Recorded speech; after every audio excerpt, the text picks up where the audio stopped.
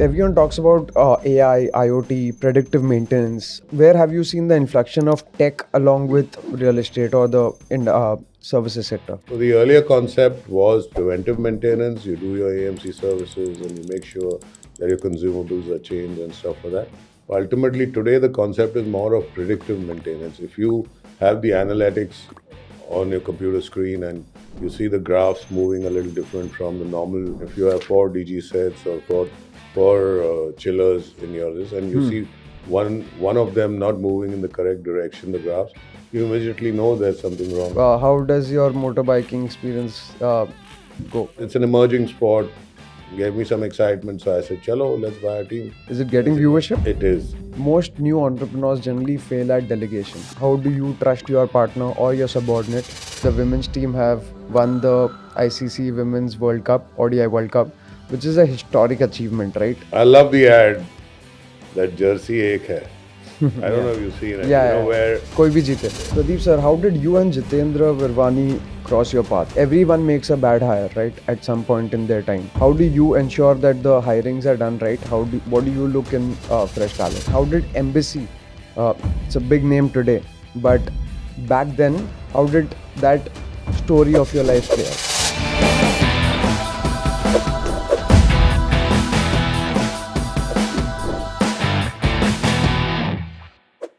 What makes someone walk away from a 14-year-long corporate career to build something from scratch?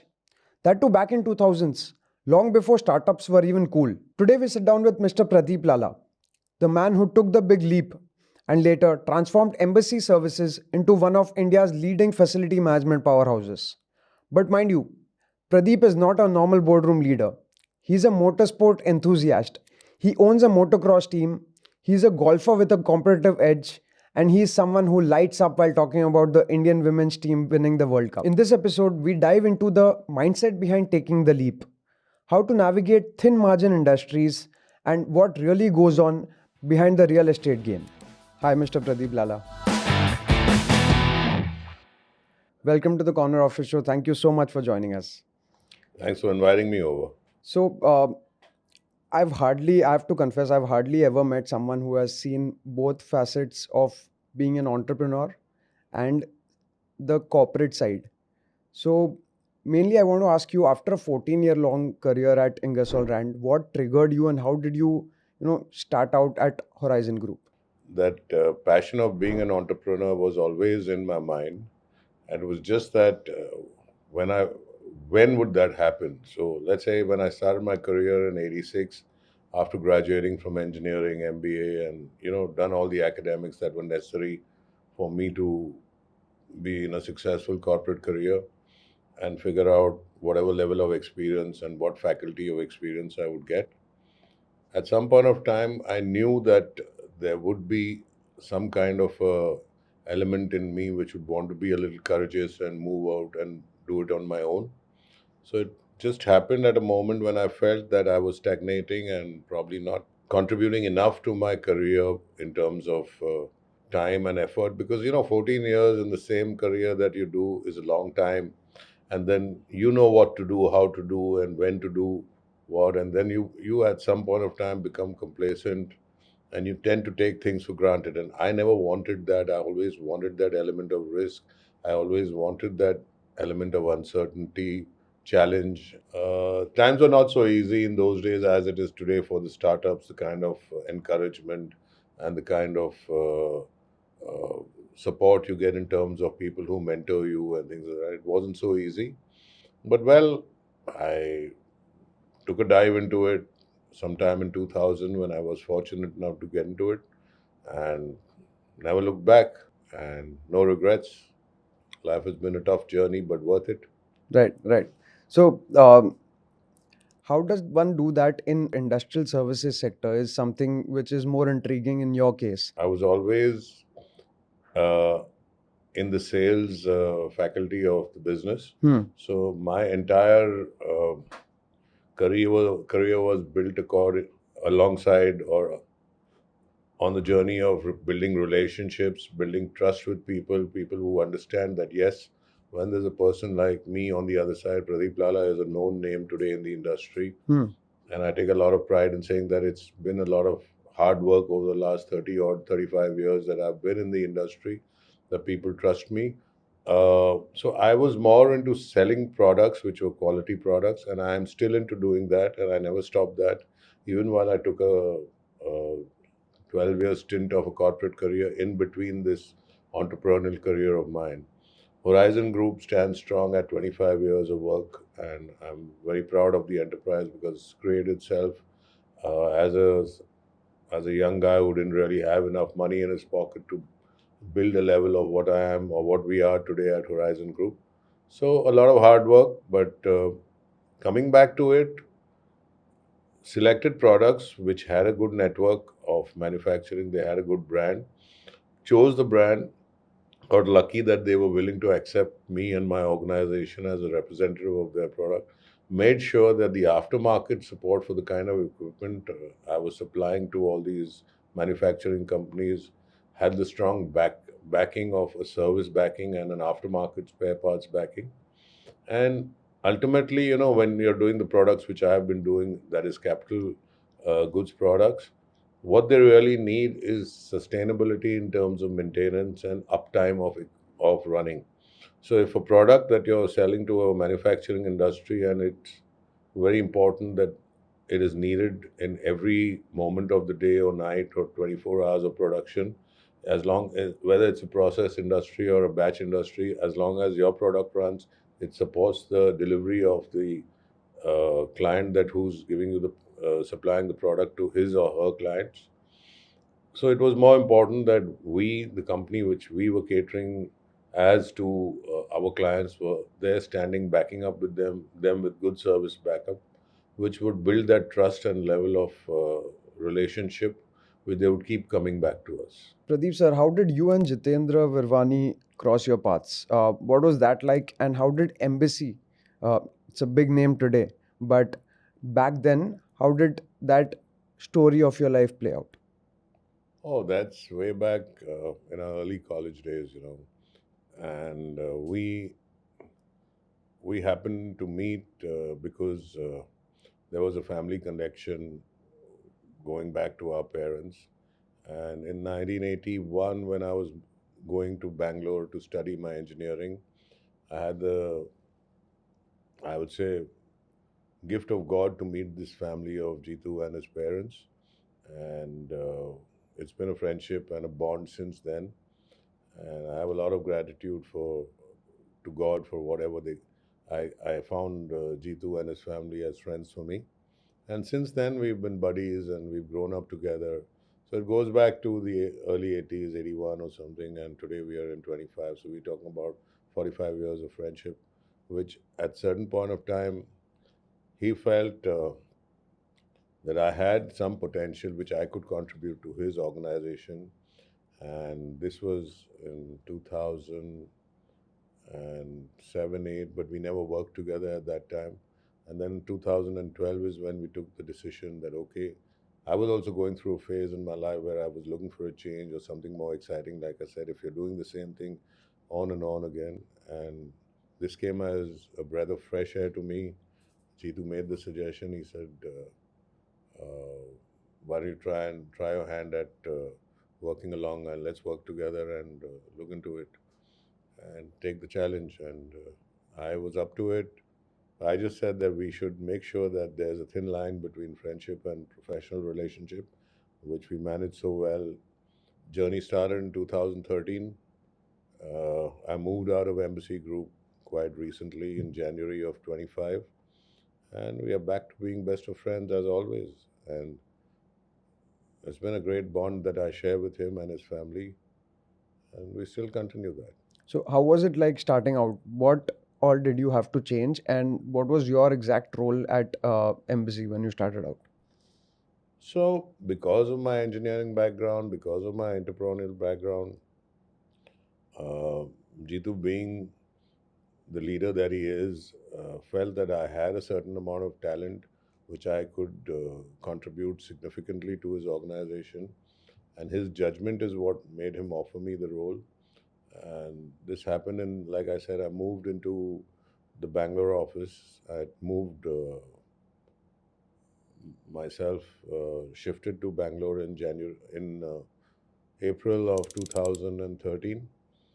Didn't know anything about the real estate services business. Learned about it from the team that was there in the organization, and my colleagues who I joined the organization with, who were already there. They were pretty cooperative and made sure that they would teach me the nuances of the business, and I also willingly learned it. And then from that level, took it on. But what's more important was the freedom that was given to me by the leader of the organization to contribute significantly. Is there's a huge element of trust, and at the same time, element of freedom given to the leader of the particular vertical that you run, and all that culminated into a very successful journey of about 12, 13 years. Right, right. And what was your major contribution there? So, like you said, you didn't have any idea about corporate real estate at all. So, when you joined there, embassy being a big name, um, how did that pan out? What was your contribution like, and how do you look at it now? So, as a business leader, as a designation of being an MD or a CEO, every responsibility, right from the smallest responsibility or the largest responsibility, the buck stops at you. Hmm. But the organization grew immensely from, let's say, in 2013, we were at about 8 million square feet area under management, and which was completely captive development of the embassy group. When I exited in 25, we were at area under management of about 130 million square feet across 12, 13 states, every genre of real estate, uh, employing more than 25, 30,000 manpower people. So the growth was huge, and I think no one can do it independently. You need a team. The team was fantastic. Hmm. So my contribution was to try and steer the ship with the help of all the people who worked along with me, who guided me, uh, took the plunge with me, and being with the organization, made sure that they also worked hard more than 14 hours a day, because any company which has an accelerated growth like we had, the number of hours that you contribute from your me time is significant. Hmm. So there was a lot of hard work involved, and I was fortunate to have good colleagues in the organization who supported me. We did make some mistakes, we did some good work, and we did have hurdles, but we learned our way and we made Hmm. it. So So, like you rightly pointed out, that's the most intriguing part. That earlier at that time when you joined, it was an in-house property management company.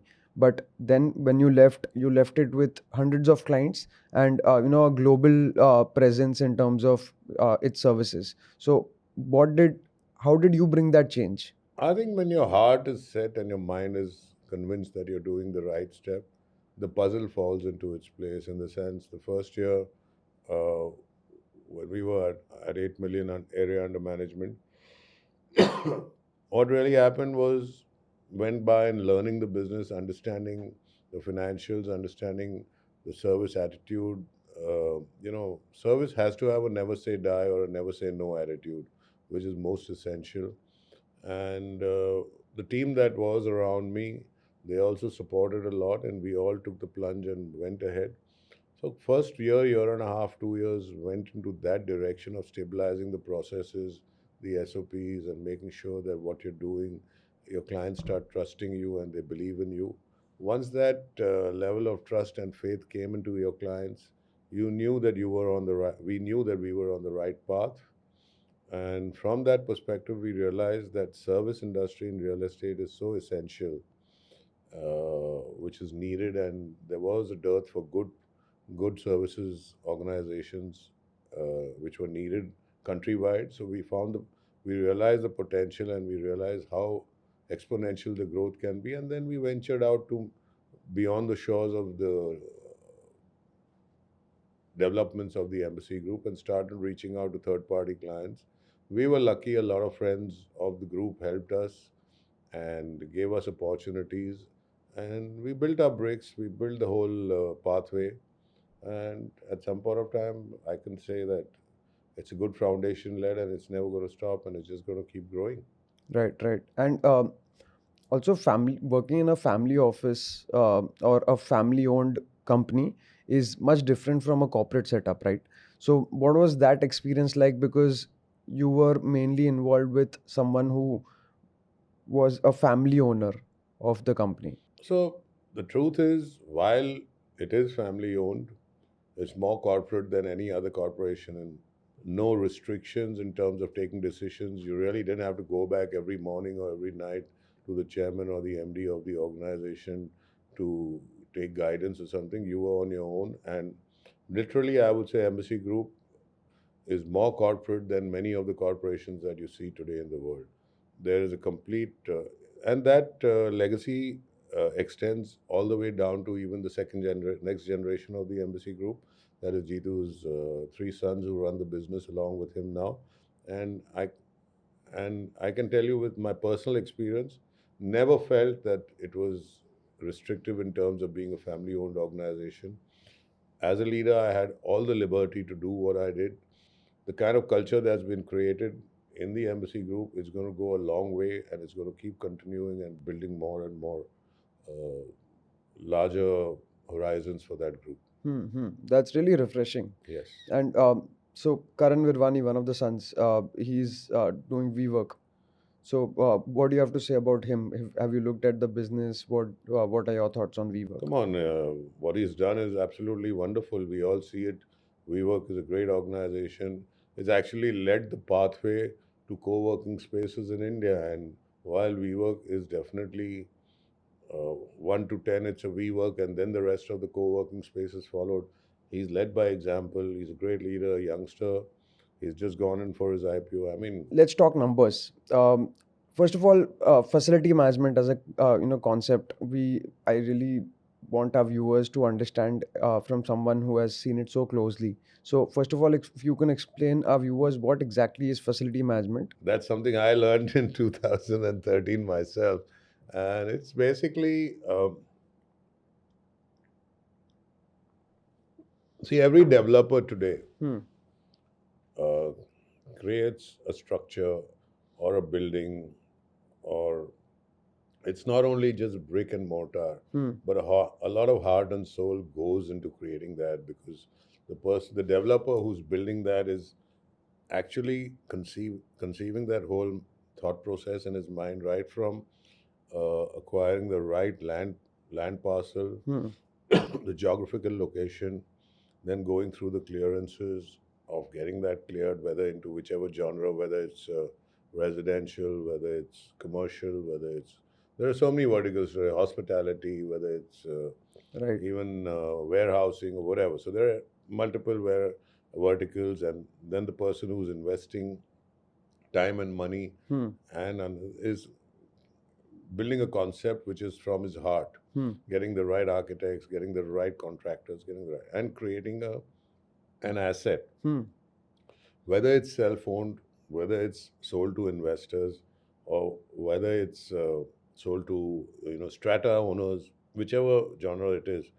But the person who's creating that asset takes a lot of pride, and ultimately they put their name to it. Every developer puts a name to that real estate asset. What's more important is this asset is your pride. Most developers today, in the last so many years, over 1.5, 2 decades of my 1.5 decades, I would say, short term in the real estate, I've realized today. Initially, when I joined the industry, every developer didn't take that ownership of Hmm. understanding that that particular asset is going to be living there a lifetime. It's going to be breathing space a lifetime. Hmm. Hmm. Hmm. And when you have created, you have to ensure that just like your own baby or your child, you're going to nurture it, you're going to, groom it, and you're going to build it to a level that it keeps sustaining that quality that you've put into it. And that's where the FM comes in. That's exactly the ethos or the principle of running facility services. Right. That you take the ownership of that. Hmm. Now, whether you create it as a business model like Embassy did and built their own facility organization, Hmm. which I was fortunate to run for over a decade. Hmm. And then you value that and you keep maintaining it to a certain level. But even if you outsource it to a third party, Hmm. there are so many of them now. Hmm. I mean, they're good ones. uh, as long as you ensure that the entire product and the maintenance that you do is following a clear process. It's following a clear, annual calendar Hmm. of how to maintain, what to maintain. Hmm. No compromise. Use the right kind of consumables. Use Hmm. the right kind of periodical. Hmm. The engineering assets are maintained perfectly well in terms of maximum uptime. Once you do that, then you're creating an asset which has got a life for longer than you can imagine. Understood. So So a developer builds. that itself. I'm sorry, I'll just Hmm. conclude. That itself is the whole concept of having a facility business, and that's the concept of servicing the real estate industry. Right. And whichever genre, like I said, it could be warehousing, it could be residential, high value, low value, mass residential, or it could be premium residential, it could be commercial office, whether it's A grade, B grade, it could be in tier one, tier two, wherever it is. Hmm.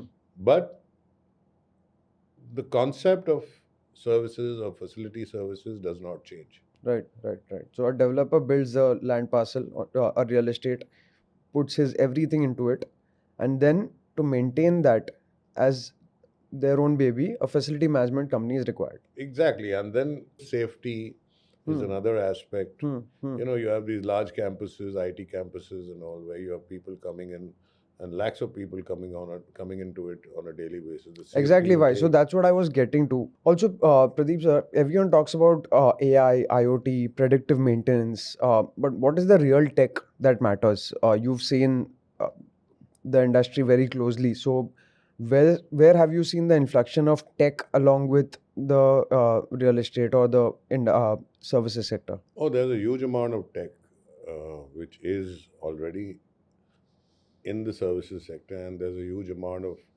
tech that can even further get into it from a perspective of maintenance.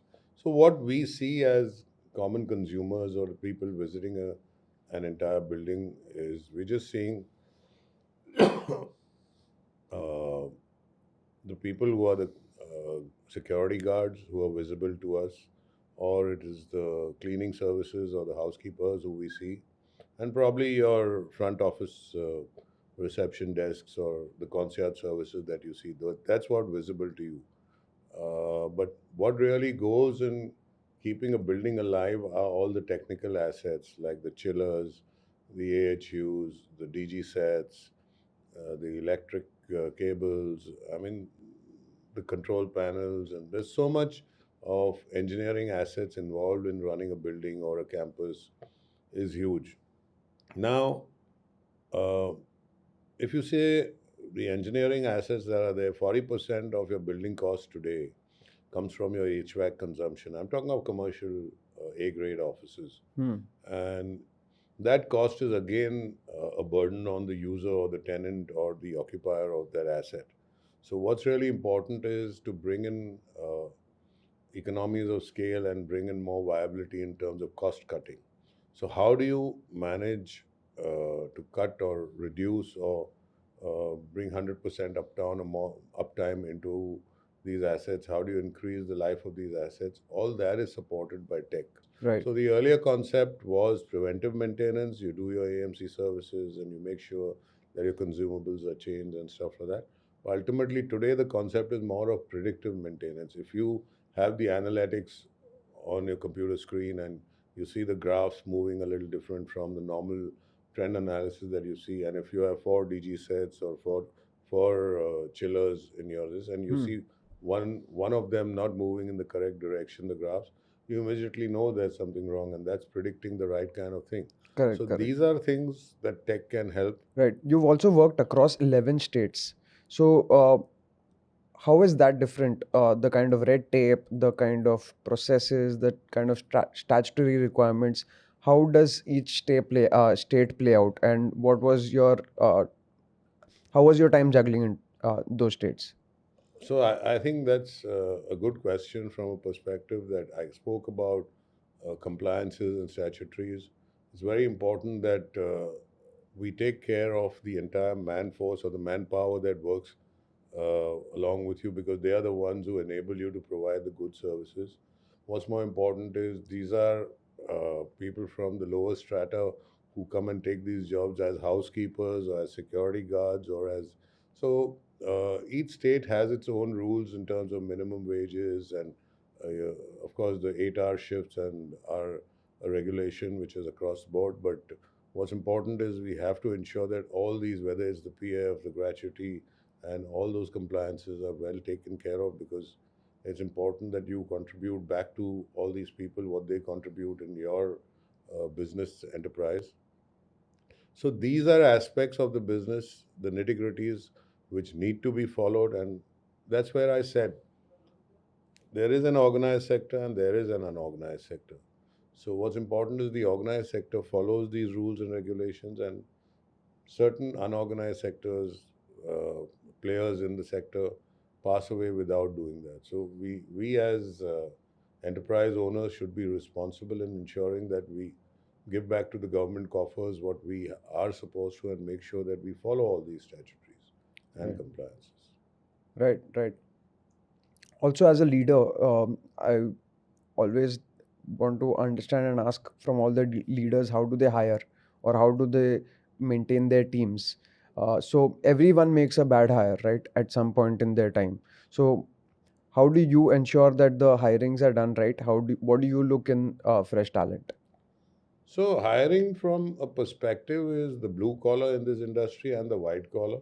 And then in the white collar, there's regular facility managers who are on board. And then there is the senior level corporate managers that you have.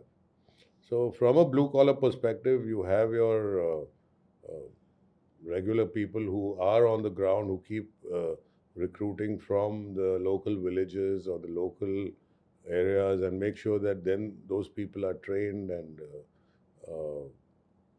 groomed accordingly to provide that level of communication service and quality of service. That's very important, and that's the mass, because uh, there are organizations which may be employing more than 100,000 or 200,000 blue collar people. These are from a gender perspective of male, female, from a demographics of age that the youngsters probably don't want to come into these jobs, but the older people come. We as providers of service need to have a clear balance between the age demographics, because ultimately it's the younger guys who can be more active and provide better uh, working hours in terms of someone who's 50 years old and someone who's 25, 30 years old. So you have to keep uh, motivating them into coming into this service industry. And for that, you have to have programs which motivate them, training programs, cultural programs, bring them up as a family or as a corporation, and make sure that they enjoy what they do. And while it's menial and it is tough, they also should have some kind of relief, and the right kind of uniform you provide them. Make sure you take care of their safety. Like, let's say, for example, a facade cleaner. He's got a high risk job. If you take a technical guy who's actually um maintaining your electricals, and there's high voltages and high amperage, you have to make sure that these guys are taken well care of. So when they feel their life is valued, they have the necessary safety equipment, all that provided to them, that makes them want to come back again. Right, And if right, they are getting the training, I mean, let's take of guards. I mean, the guards are trained, because then you have the fire guys. There's so much of risk in fire. So every uh, aspect of service provided should be taken well care of. hmm, They should be personally, they should be personally feeling that yes, I am valuable. hmm. So you have these regular monthly awards, and you give them credits for what they do, and then that makes them feel proud, and they want to come back and serve the industry. Small initiatives I can keep talking, but a large holistic perspective is that respect them, appreciate them, and they'll come back to you. Right, right. And you're an entrepreneur yourself. Most new entrepreneurs generally fail at delegation, right? They try to control everything because they are so worried about the business. They want to take all the decisions, but ultimately, for growth and scale, you need to delegate. How did you make sure that you delegate? How do you trust your partner or your subordinate? And how do you generally delegate your work? So that's something you build within yourself. Hmm. I mean, when as an entrepreneur, whether it's you or anyone else, you could start at 18 today, you could start at 25, you could start at 30, whatever age it is. That culture you build within yourself to trust, to delegate, to empower, Hmm. and that'll only come with experience. But ultimately, if you want to grow and you want to grow vertically, horizontally, in whichever direction you talk, if you don't empower, nothing can happen with yourself alone. Without a team, you're nothing. Any leader cannot do anything or cannot achieve scaling heights, etc., without empowering people and having a team. Hmm. So, building a team is actually one of the clear, I would say, responsibilities of a startup entrepreneur. And once they get into that mode, is only when they can see the scale of growth. Hmm. Hmm. Hmm. And you got to learn that the sooner you learn it as an entrepreneur, the faster, the better. Right, right. And that happens with trust. And you will make mistakes and judging people. You will make mistakes. But doesn't mean that should deter you from not trusting. Hmm. That doesn't mean that it should deter you from not empowering.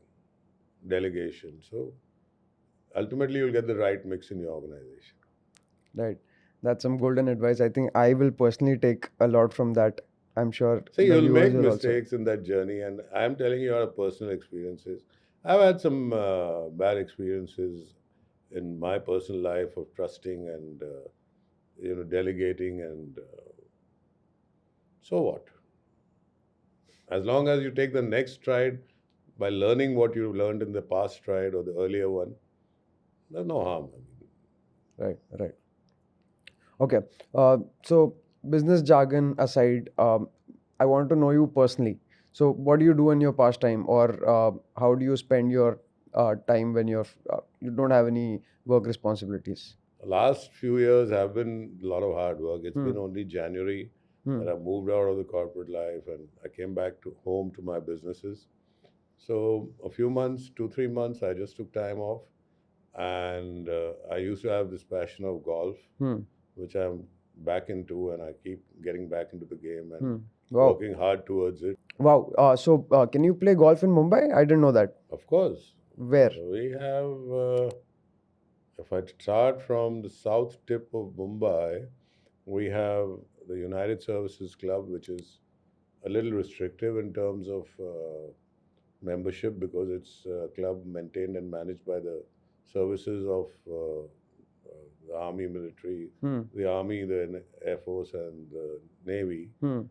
But there you can get access to it as a golfer. Then there is another club, which is a private club called Willingdon in Haji Ali. Then Right. you have Chembur, that's the main golf. These are all membership driven, but I think there are a few new clubs or few golf courses down the line towards the Pune highway Hmm.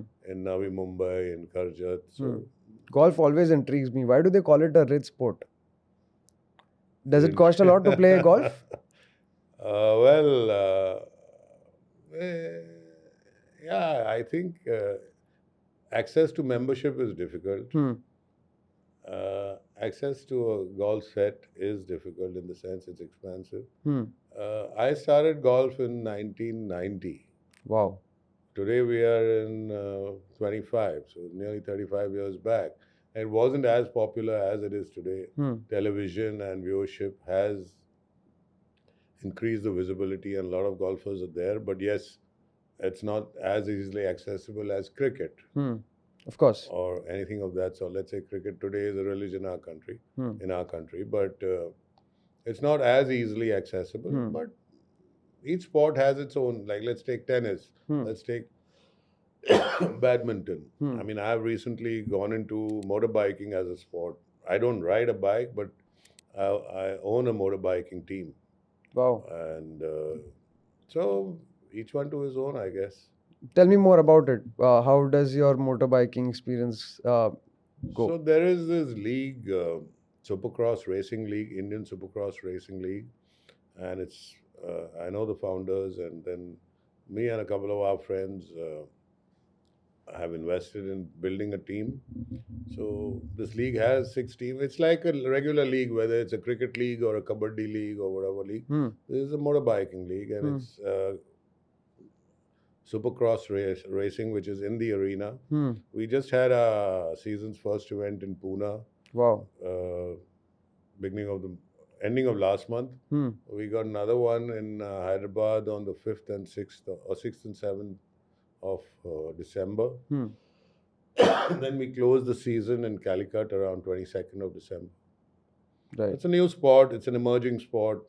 Gave me some excitement, so I said, "Chalo, let's buy a team." Is it getting Let's invest. viewership?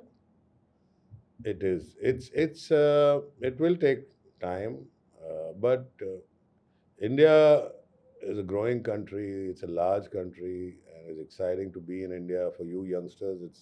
It's a big wow factor to be in India today. I'm sure this sport has the potential to pick it up. Hmm. Hmm. But again, like you say, it's evasive in terms of you need a bike, you need stuff like that. But I'm sure that as it grows in terms of viewership and visibility, Hmm. the OEM manufacturers will come out and contribute towards having young riders and stuff like that. Right. Right. Right. Also, you mentioned cricket today. As we speak, the women's team have won the ICC Women's World Cup, ODI World Cup, which is a historic achievement, right? So, even though you say some sports are not really backed, a sport which India breathes and lives, in which the women's have conquered the highest peak, and something which we were trying since 40 odd years. What do you have to say about that? I'm a great fan of cricket, Hmm. and I'm a great follower of the women's cricket. Last year's WPL final was in Mumbai, and Mumbai won it. I was viewing it along with my wife. Hmm. I was there at the semi-final last week, Wow. the India-Australia What a game in game. Navi Mumbai, Hmm. and I saw the while I had the tickets for the final yesterday. I wasn't in town. I came in late last evening, so I missed the match live. Hmm. Uh, I love the ad that jersey ek hai. I don't Yeah. know if you've seen it. Yeah, You know yeah. where, कोई भी जीते. yeah, I mean, whether you wear a female, a lady cricketer's jersey or um, uh, man cricketer's jersey, as long as it's India. So I love that ad, and I've been a fan of women's cricket also. But would have been great to catch that match, the final. Oh, amazing! But the kind of, I mean, you can keep talking about cricket because, like I said, it's a Yeah. religion. But hats off to the team, also to the back end support staff that Yeah. they Yeah. have. Hmm. I mean, I can take names. I mean, whether it's our captain Arman or whether it was that uh, Jemima who won the match for us that day with the rest of the team. Right. So much with the coach Amol, who's Hmm. been a great cricketer himself, but never made it to the international level. Correct. But Correct. Correct. amazing, amazing. Right. And Hats off. you know, bringing back and coming towards the end of the episode, that kind of echoes what you have done. The way you mentioned about the support staff and the coach, that is exactly how you have seen your career and your industry, in terms of you have always been on the backside, you have been behind the glamour, working towards running efficient and good looking corporate houses and properties. Which one was the big project which you thought that, okay, now we've arrived since 2000? When was that one moment when you thought, okay, now this is long term? I think the whole mindset was to be long term. Hmm. I knew that it was not going to be an easy path, but had the never give up attitude. So there was no question of a short term career or something. It was always a long term career which I was looking forward to, and was building the platform gradually. But yeah, the earlier years, the initial years were very tough because there were a lot of faculties of business which a corporate world doesn't teach you. Hmm. For example, while you're taking care of sales uh, as the prime responsibility in a corporation, there are many supporting colleagues around you who run the different divisions, whether it's strategy, whether it's finance, whether it's receivables, payables, whether it's service. So you have a support system around in a corporate career. But when you get entrepreneurial and you start your own, then you don't have anyone around you. You're literally the peon. You're the bank. You're the guy running around. Organizing tea, coffee at the same time. You're meeting your clients at the same time. You're making sure your dues are paid. So it's a 360 degree of a responsibility. Until you build your own team around you, who are the strong pillars who support you, who you start trusting, that takes about 3 to 5 years, because you groom the people into that role, and then they realize that they want to be with you, along with you for a long time, longer period. And that initial 3 to 5 years is like the acid test of hanging in there, making sure that you don't give up. And post that, of course, life is full of challenges. Every day is a new learning, every day is a new challenge. But the gradient of the learning curve is over by then, and then it's more like a plateauing work with organic growth coming over the years. But Right. once you know that your foundation is strong and you've built that foundation, then there's no looking back. So, finally, I would like to ask you, Pradeep sir, that for any young viewer, any young professional, or any wannabe founder watching this, uh, what are your 2 words of advice for them? I think every youngster in our country is really lucky to be here today. We are on a platform of growth as a country. So be here in our country. Don't leave the shores. Dare to dream. You will make mistakes. You will have hurdles, like I said. I've had so many of them. But dare to dream, and nothing should deter you from, pursuing your desire or dream. And you will achieve it as long as you keep persistent and you follow the ethics and the code of integrity and the right virtues that are needed in running a business. Right. Thank you so much for joining us. It has been a pleasure. I have personally learned a lot. I'm sure the viewers also have, and I hope you had a great time at the corner I've office. also learned a lot speaking to you. I can tell you that, which I will tell you offline now. Okay. Thanks. Thank you so Thanks a much. lot. You Thank you so guys are much. great. Thank you. Keep doing the good work. Thank you. Cheers. Thank you so much for watching. If you enjoyed that episode, please like, comment, subscribe,